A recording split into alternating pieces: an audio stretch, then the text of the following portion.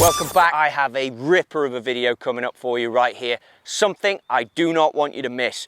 But before we get going, hit subscribe and also hit that notification button. I'm going to put on a video here once a week, every Tour Truck Tuesday, but I'm also starting to throw in a couple of bonus nuggets. This one is worth watching. Yes, it's about driver off the deck, but it's also about understanding how the driver works, how your carbon wood works, why the engineers have got the CG where they've got it, but also what you must do to get the most out of it. So look, we tee the golf ball up with driver, don't we, quite high. The reason we do that is you want the CG of your golf ball higher than the center of gravity of your carbon wood. I don't need you to worry about that anymore. That's for the engineers across the road at TaylorMade. But if you peg it nice and high, that is then going to unlock ball launch conditions. Okay, brilliant. What does that mean? Well, every time you take a speed and you take a club delivery, your golf ball is going to have conditions on it, a bit like an aeroplane. Launch and spin, peak height and descent angles. As you deliver the golf club, to get the most out of them, you want to be coming in quite shallow. And all these launch monitors measure what's called attack angle. If you can get your attack angle quite shallow, you can then unlock these great ball launch conditions for the speed that you deliver. So how do we do that off a normal tee? We get the ball position just inside the left heel, and we actually add what's called side bend. So if you put the club against your face, down through your midriff, just tilt back a little bit, and from there you simply swing. Now you've added attack angle. So that is how you get the most out of a driver when it comes to setting up to one, just to give you a bog standard, full, nice hit. That was a little bit toey, so that is gonna give me a good spin number, a huge first bounce on it, because it optimized spin numbers. But you can see here, because the strike was a little towards the toe, the spin dropped, launch was good, delivery numbers were good, and the peak height was 97.7. Good straight golf shot. Now, if you change it up and you go to what this video is about, and I've given myself, yeah, a decent lie. Of course you want to give yourself a decent lie. Now it's off the floor. But think about this, where you'd use this shot, and you don't necessarily have to go off the floor with it. You can even just change tee height. The reason being, now you're going to deliver the golf club a fraction steeper. Because the ball is on the floor, now the CG of the driver is more in line, if not higher, than the center of gravity of the golf ball. So that swing I've just hit there, I told you slightly out the toe, but I've also hit it high out the blade. Therefore, due to the way the club is designed, the ball has come out with a high launch, 12.3, and it's spun at 2000. Hence why when you could see it bounce, which I know you guys won't be able to have seen, but the bounce was big and the hop was big because it was tumbling. Didn't quite have enough spin on it. So you don't get as much carry out of it, but you get the huge bounce. Now with this, with the ball down, we're going to launch it significantly lower. We're going to spin it significantly higher, but you're likely now, because of the way the club is coming in, which is going to be a bit steeper, because of the way the center of gravity is fighting against the golf ball to get it in the air, you're likely now to take the left side of the golf course out of play. So all you're going to change to do this, just move the ball back a hair. You can grip it down a fraction. After that, I don't want you to help it in the air.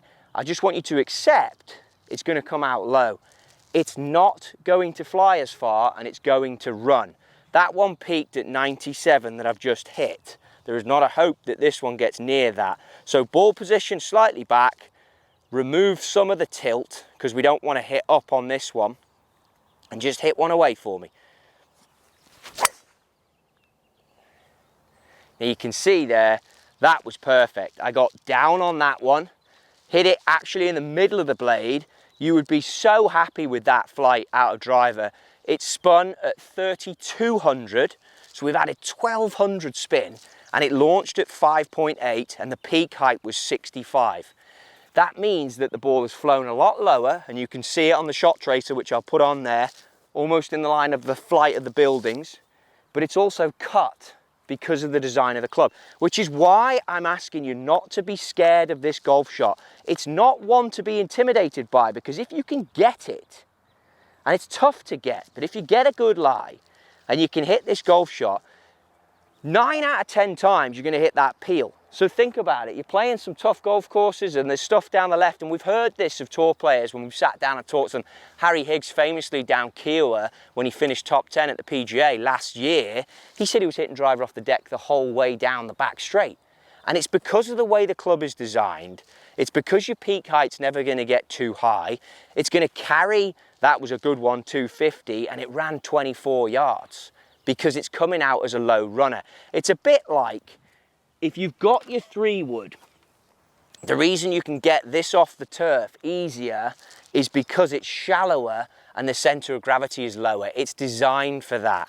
But the thing with driver is, if you go for this shot with the driver, you're never going to see it really miss left. It'd be difficult to miss left with this, but you have to accept it's a low flying ball flight that chases. And all I've done, removed some of that side bend, ball a bit further back, don't help it in the air, grip it down a bit and accept the little peel fade left to right. I know it's an intimidating shot. I know it's a lot of golf club, but it's a useful shot. You carry 14 of these golf clubs, almost identical there, 35, 5.6, 70 on the peak. You carry 14 of them. Learn all the shots you can use with all of them. The engineers have taken care of the high tee. If it's a bit tighter fairway, mid tee or low tee, and if you're panicking, get this one dialed in, because it's a useful shot to have in your arsenal when you're out there and you're worried about something, but you pick a good lie or you can place it on the tee. This is another tool to have in your bag on a club that you might be one-dimensional with, thinking, I'm only going to tee it up, I'm only going to tee it up.